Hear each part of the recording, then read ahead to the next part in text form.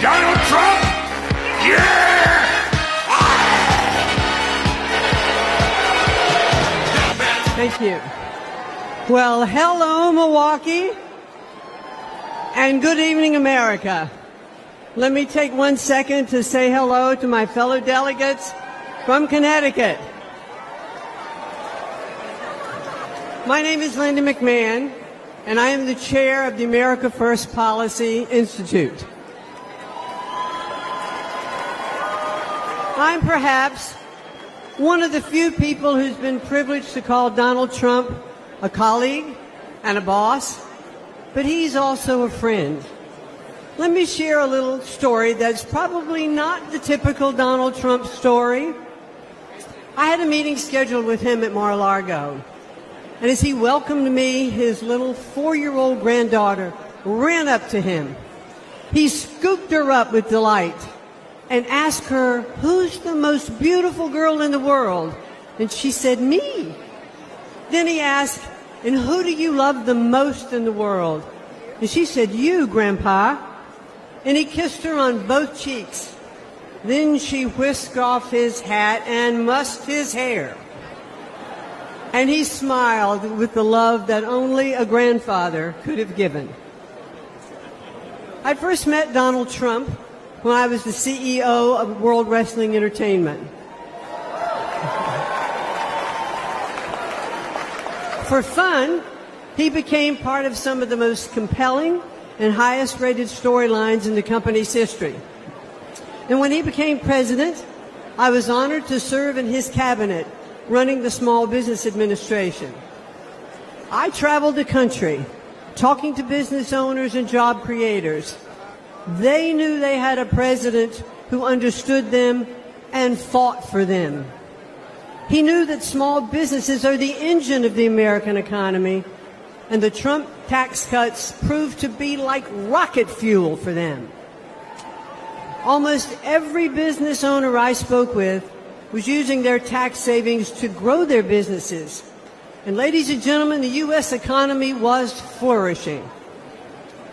But at no moment during my time in the government was more poignant for me than one that happened in 2018.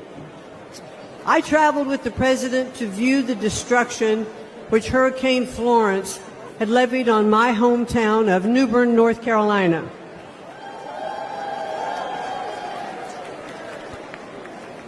I stepped off of Air Force One and walked side by side with the President of the United States through the hangar where my father had been a shop foreman and my mom had been a budget analyst.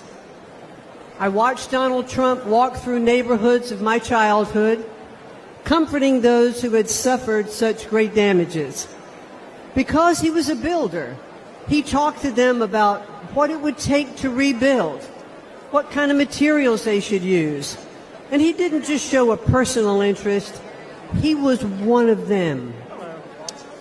But now Joe Biden and the Democrats want to penalize small businesses again by hiking their taxes. But when he's reelected, Donald Trump will make those tax cuts permanent. And he will also offer new tax cuts like no taxes on tips. Instead of taxing American companies, Donald Trump put tariffs on China that raised billions of dollars and protected American industries. And if reelected, he'll do it again. President Trump is a job creator and the best friend American workers have ever had in the White House.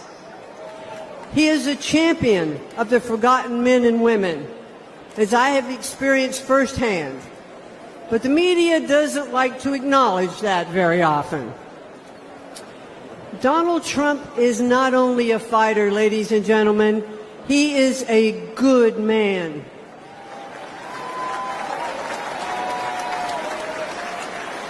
He has the heart of a lion and the soul of a warrior.